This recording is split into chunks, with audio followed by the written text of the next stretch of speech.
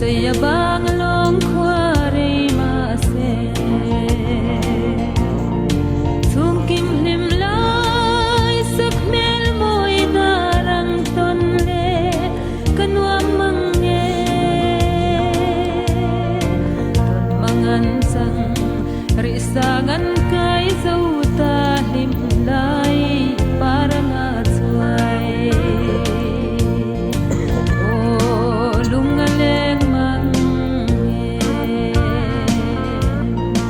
isak ming le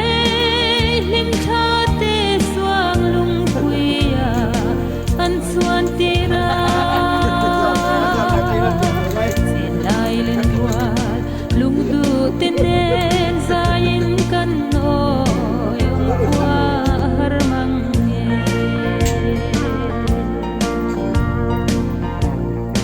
kan lim lai le lom lai ni te an diam se pham changin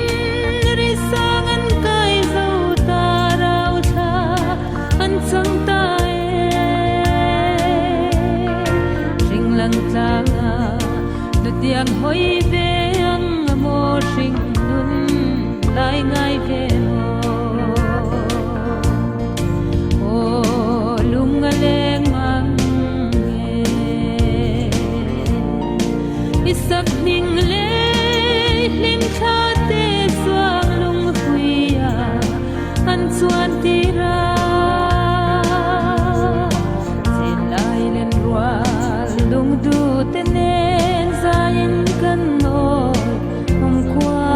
har mang ne